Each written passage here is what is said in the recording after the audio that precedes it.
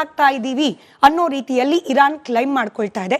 ನಿಜವಾಗ್ಲೂ ಇದು ಸತ್ಯ ಅಥವಾ ಅರ್ಧ ಸತ್ಯ ಆಗಿದ್ರೂ ಕೂಡ ಅಮೆರಿಕ, ಅದರಲ್ಲೂ ನೇರವಾಗಿ Trump is losing his military hardware, ಹೌದಾ? ಹೀಗೆ ನಾವು ಪರಿಗಣಿಸಬಹುದಾ ಸದ್ಯಕ್ಕೆ? ಡೆಫಿನೆಟ್ಲಿ ವಾರ್ ಅಂದಮೇಲೆ ಮಿಲಿಟ್ರಿ ಎಕ್ವಿಪ್ಮೆಂಟ್ಸ್ ಲೂಸ್ ಆಗುತ್ತೆ, ಇಲ್ಲ ಅಂತ ನಾನು ಹೇಳಲ್ಲ.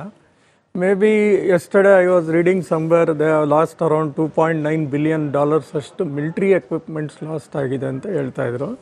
ನಿನ್ನೆ ಹೊಡೆದಿದ್ರಲ್ಲಿ F-15E, it was 2 pilot aircraft, because one was the pilot, the other was the weapon officer. So ಅದರಲ್ಲಿ ಒಬ್ಬರು as escaped and one more person as landed and whoever catch him ಅವನಿಗೇನೋ ಒಂದು ಬೌಂಟಿ ಅನೌನ್ಸ್ ಮಾಡಿದ್ರು. 16,000 they had announced a bounty. Of course F-35 central ಇರಾನಲ್ಲಿ they have hit ಅಂತ ಹೇಳ್ತಾ ಇದ್ರು, but there was no idea about the pilot. They had sent C-130 ಏರ್ಕ್ರಾಫ್ಟ್ಸ್ನೆಲ್ಲ ಕಳಿಸಿದ್ರು, low flying aircrafts, to find out whether is visible or whether they can extract him out ಏನೋ ನೋಡ್ತಾ ಇದ್ರು. But I don't know after that what happened ಅಂತ ನಾನು I could not follow up whether they have found it or not. See, everything is okay. ಇಲ್ಲಿ ನನಗೆ ಏನು ಅನಿಸ್ತಾ ಇದೆ ಅಂದರೆ, Israel as a strategy for this war. ಇಸ್ರೇಲಿಗೆ strategy ಇದೆ ಈ ವಾರಲ್ಲಿ. ಏನು ಸ್ಟ್ರಾಟಜಿ ಇದೆ? They want to downgrade the military strength. They want to see that the regime collapses or the country is fragmented at least and a civil war start ಆಗಲಿ, so that ಅಲ್ಲಿನ ಆಡಳಿತ ಕುಸ್ತೋಗ್ಲಿ, so that we are safe and ಅಲ್ಲಿರೋ government ನೋಡ್ಕೊಳ್ಳಿ. Iran as a strategy ಅಂದರೆ ಅವರು defend ಮಾಡ್ಕೋಬೇಕು, ನಮ್ಮ ದೇಶನ, ನಮ್ಮ ಸಾವರ್ನಿಟಿನ ನಾವು ಕಾಪಾಡ್ಕೋಬೇಕು. How long we can stretch the war, ಅಲ್ಲಿ ತನಕ ನಮಗೊಂದು ಗೆದ್ದಂಗೆ ಆಗತ್ತೆ. So they have certain things in their mind, so they are fighting for that, and they are very clear why they are fighting. They are using their strategy to keep themselves away from ಇದು. ಅದು ಆಯಿತು. ಮೂರನೇದು ಬಂದಾಗ ಈಗಿರೋದು ಅಮೇರಿಕಾಗೆ, ಅವರು ಯಾವ strategy ಮೇಲೆ ಮಾಡ್ತಾ ಇದ್ದಾರೆ ಅಂತ ಅವ್ರಿಗೆ ಅರ್ಥನೇ ಆಗ್ತಾ ಇಲ್ಲ. ಒಂದು ಫಸ್ಟ್ ಹೇಳಿದ್ರು ರೆಜಿಮ್ ಚೇಂಜ್ ಆದರೆ ಆಗುತ್ತೆ, they fail that strategy. Next ಈಗ ಬಂದರು ಸ್ಟ್ರೈಟ್ ಆಫ್ ಹಾರ್ಮೋಸ್. ಅವ್ರ ವಾರ ಮುಂಚೆ ಅದು ಓಪನ್ನೇ ಆಗಿತ್ತು, ಚೆನ್ನಾಗೇ ಇತ್ತು, ಯಾವ ಪ್ರಾಬ್ಲಮ್ಮು ಇರಲಿಲ್ಲ. It was in international open waters ಇತ್ತು, ಅಲ್ಲಿ ಯಾವ ಟಾಲು ಇರಲಿಲ್ಲ, ಏನೂ ಇರಲಿಲ್ಲ. ಇವ್ರು ಯುದ್ಧ ಮಾಡೋಕ್ಕೆ ಹೋಗಿ ಅದನ್ನೊಂದು ದೊಡ್ಡ ಪ್ರಾಬ್ಲಮ್ ಮಾಡಿ ಇಟ್ಬಿಟ್ಟಿದ್ದಾರೆ. So now the problem is whether they want to open the strait of Hormuz, ಇಲ್ಲ whether they want to take the ಕಬ್ಜಾ of this Kharg island and take the control of oil and control the China. ಅವ್ರು ಕುತ್ತಿಗೆ ಹಿಡಿಯೋ ಅದೊಂದು ಇದೆಯಾ target, ಏನು ಅನ್ನೋದೇ ಅವ್ರ ಸ್ಟ್ರಾಟಜಿ ಅವ್ರಿಗೆ ಗೊತ್ತಾಗ್ತಾ ಇಲ್ಲ. ಸುಮ್ಮನೆ ಕಳಿಸ್ತಾ ಇದ್ದಾರೆ ಗ್ರೌಂಡ್ ಫೋರ್ಸಸ್ನ. ಆ ಗ್ರೌಂಡ್ ಫೋರ್ಸಸ್ಗೆ ಏನು ಮಾಡಬೇಕು ಅನ್ನೋದು ಗೊತ್ತಿಲ್ಲ. See, you cannot send a ground force without a strategy. ಏನಾದ್ರು ಒಂದು ಹೇಳ್ಬೇಕು ಅವ್ರಿಗೆ, ನೀನು ಇದು ಕೆಲಸ ಮಾಡಪ್ಪ, ಒಳಗಡೆ ನುಗ್ಗಿ ಇದು ಮಾಡು ಅಂತ. ಅಲ್ಲಿ ಏನೂ ಇಲ್ಲ, ಅಲ್ಲಿ ಏನಕ್ಕೆ ನುಗ್ಗಿ ಏನು ಮಾಡ್ತಾರೆ ಅನ್ನೋದು ಅವ್ರಿಗೆ ಗೊತ್ತಿಲ್ಲ.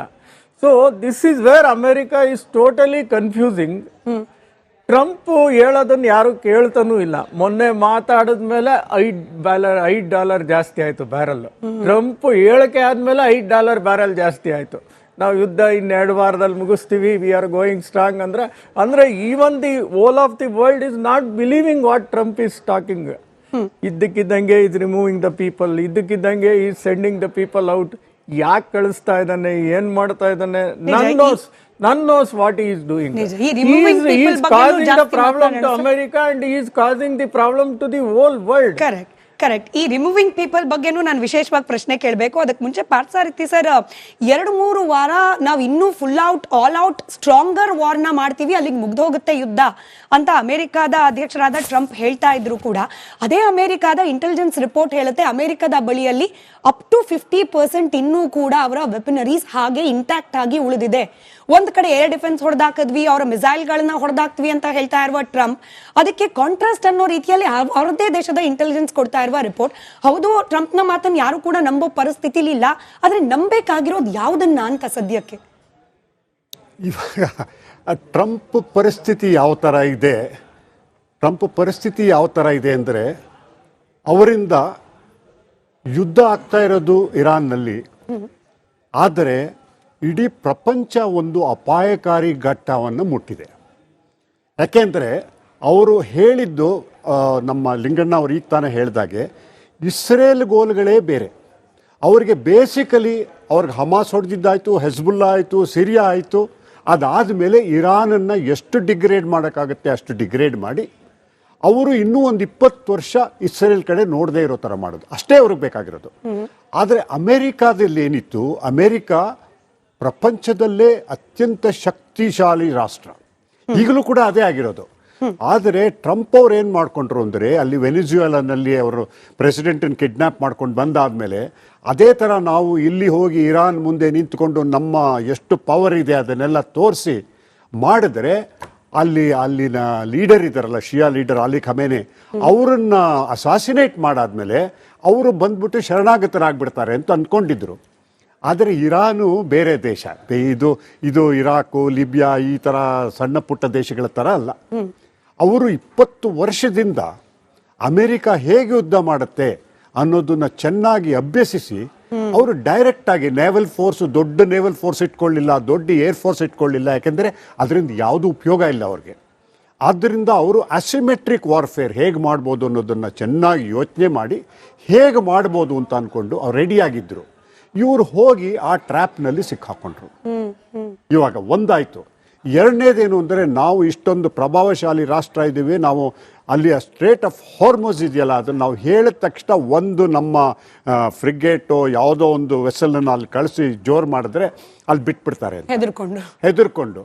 ಅಲ್ಲಿ ಸಾವಿರಾರು ಹಡಗುಗಳು, ಸಾವಿರಾರು ಟ್ಯಾಂಕರ್ಗಳು ಆರಾಮವಾಗಿ ಹೋಗ್ತಾ ಇದ್ದ ಕಡೆ ಇವಾಗ ಯಾವುದೇ ಫೋರ್ಸ್ ಕೂಡ ಅವರನ್ನು ಅಲ್ಲಿಂದ ಒಂದು ವೆಹಿಕಲ್ನ ಇರಾನ್ನ ಪರ್ಮಿಷನ್ ಇಲ್ಲದೆ ಅಲ್ಲಿ ಸೇಫ್ ಆಗ್ತಾರೋಕ್ಕೆ ಸಾಧ್ಯ ಇಲ್ಲ.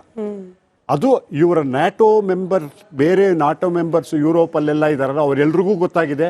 ಅವರು ಎಲ್ಲರೂ ಈ ಟ್ರಂಪ್ ಹೇಳ್ತಾ ಇದ್ದಾರಲ್ಲ, ಅವ್ರ ಸಪೋರ್ಟ್ ಬಿಟ್ಬಿಟ್ರು. ಇವಾಗ ಟ್ರಂಪ್ ಹೊರಗಡೆ ಹೋಗಬೇಕು ಅಂದರೆ ಹೇಗಾದರೂ ಮಾಡಿ ನಾವು ವಿನ್ ಆಯಿತು, ನಾವು ಜಯಶಾಲಿಗಳಾಗಿ ಅವ್ರನ್ನ ಬಿಟ್ಟು ಹೋಗ್ತಾ ಇದ್ದೀವಿ ಅಂತ ಹೇಳ್ಕೋಬೇಕು. ಹೇಗೆ ಹೇಳ್ಕೊಳಕ್ಕಾಗತ್ತೆ? ಅವ್ರು ರಿಜಿಮ್ ಚೇಂಜ್ ಮಾಡ್ತೀವಿ ಅಂತ ಅಂದರು. ಅವರು 87 ವರ್ಷದ ಸೀನಿಯರ್ ಅಲಿ ಖಮೇನಿಯನ್ನು ಅಸಾಸಿನೇಟ್ ಮಾಡಿದ್ರೆ ಇವಾಗ ಅವ್ರಿಗಿಂತ ಮಚ್ ಯಂಗರ್ ಅವ್ರದೇ ಮಗ, ಇನ್ನೂ ಅವ್ರಿಗಿಂತ ಒಂದು ಸ್ವಲ್ಪ ಸ್ಟ್ರಾಂಗ್ ಲೈನರ್ ಮುಂದುವರಿಸಬಹುದು. ಆ ಥರ ಮುಜ್ತಬಾ Ali Khamenei, he has become strong and he is providing leadership. ಯಾರಿಗೂ ಡೌಟ್ ಇಲ್ಲ ಅದ್ರ ಬಗ್ಗೆ. ಅದಾಯಿತು. ಆರಾಮಾಗಿ ಓಪನ್ ಆಗಿದ್ದ ಸ್ಟ್ರೇಟ್ ಆಫ್ ಹಾರ್ಮೋಸ್ ಇವಾಗ ಅವರು ಟಾಲ್ ಕೊಡೋ ಪರಿಸ್ಥಿತಿ ಬಂತು. ಯಾರೂ ಓಪನ್ ಮಾಡೋದಕ್ಕೆ ಸಿದ್ಧರಾಗಿಲ್ಲ. ಇವಾಗ ಇನ್ಫ್ಯಾಕ್ಟ್ 40 ದೇಶಗಳು ಒಂದು ಇದು ಮಾಡಿಬಿಟ್ಟು ಒಂದು ಕಾನ್ಫರೆನ್ಸ್ ಮಾಡಿ, ಆನ್ಲೈನ್ ಕಾನ್ಫರೆನ್ಸ್ ಮಾಡಿ UN ನಲ್ಲಿ ಒಂದು ರೆಸೊಲ್ಯೂಷನ್ ತರ್ತಾ ಇದ್ದಾರೆ. ಏನಂದರೆ ಹೇಗಾದರೂ ಮಾಡಿ ಅದನ್ನು